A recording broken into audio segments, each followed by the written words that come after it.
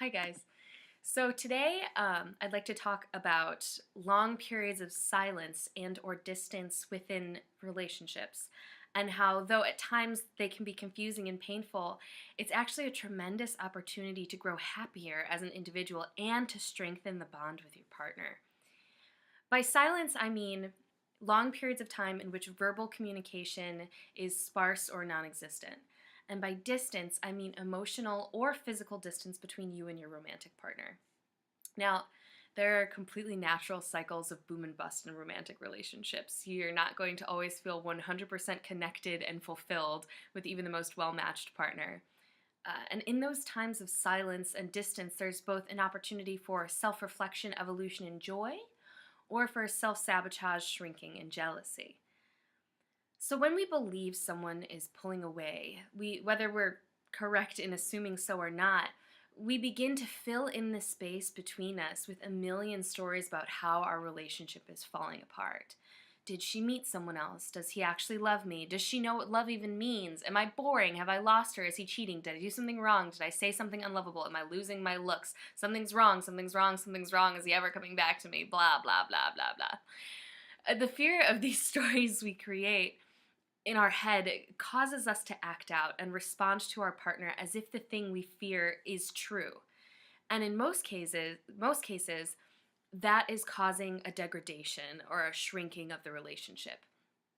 If we act from that place of fear, from that monologue of loss for long periods of time, it can create the very circumstances we are most afraid of, and it strangles the love between both people.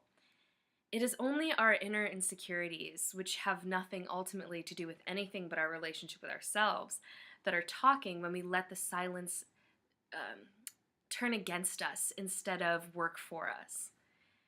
So, how can we understand silence in a way that creates joy and growth rather than jealousy and fear? What is the truth? Where is the divine within distance? Why is it actually a gift? Why is it necessary? Well, silence builds the very foundation of a lasting relationship, a lasting, evolving, loving relationship. Why? Because you do more growing in the silence. Why do you do more growing in the silence? Well, because you become yourself deeper when you're not constantly making yourself fit with the external input you get from being in a relationship. You need time to process and engage with the information and experiences and fun and feedback you get from and have with your partner. You have to sift through the emotional information, figure out what you like best about your relationships, and continue to allow yourself to line up with who you are in those moments, in that bliss. Figure out what you love so much about who and how you are in that relationship. Then, when you're full of that self love, leave out the details and bring that feeling to the difficult parts of your relationship. Trust me when I say you will see those problems with new eyes. You may even realize that there isn't actually a problem at all. Bring that blissed out feeling to the silences, the space in between breaths, the silence between words, the distance between kisses.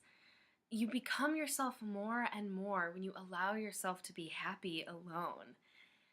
That's when the ideas about what you want to try for yourself next comes.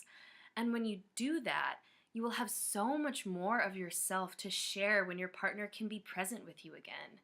And so will they, really. And they are also taking that time, hopefully, to do the same thing.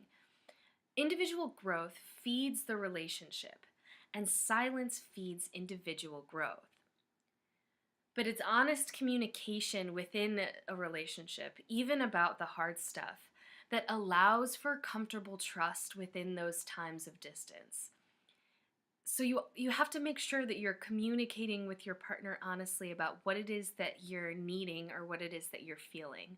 Or just always be honest with them in all of your interactions, even the difficult things, so that when those silences are more present, that person won't have to fear that you're hiding something from them because they'll know that you never do.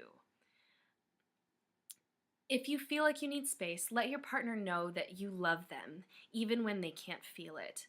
Try not to get caught up in the trap, though, of constantly reassuring your partner that they are loved, worthy, beautiful, etc.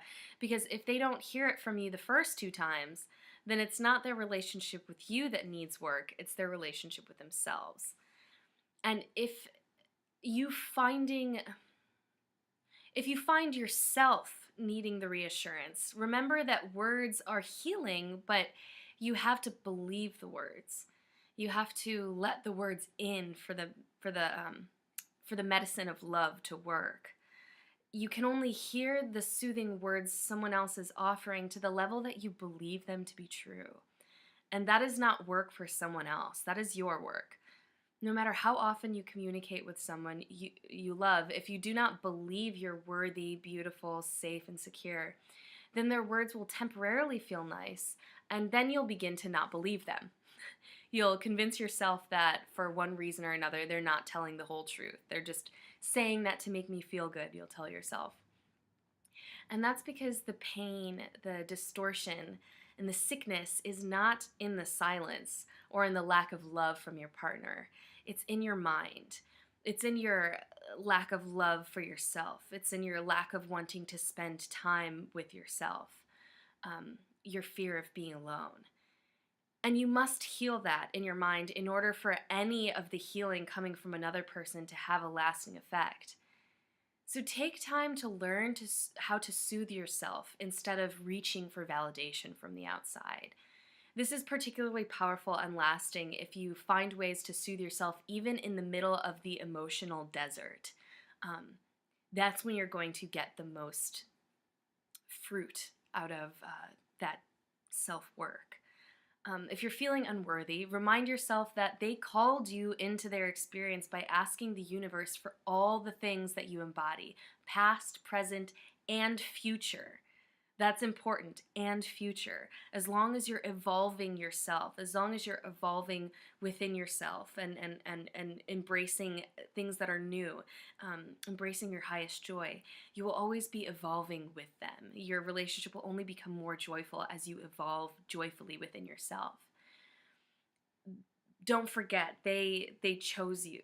The universe chose you, paired you off. So there's nothing to worry about. If you're feeling misunderstood, enjoy the time you get to figure out how to articulate more of yourself and your desires in a more open, happy, non-accusatory way so that your partner can understand.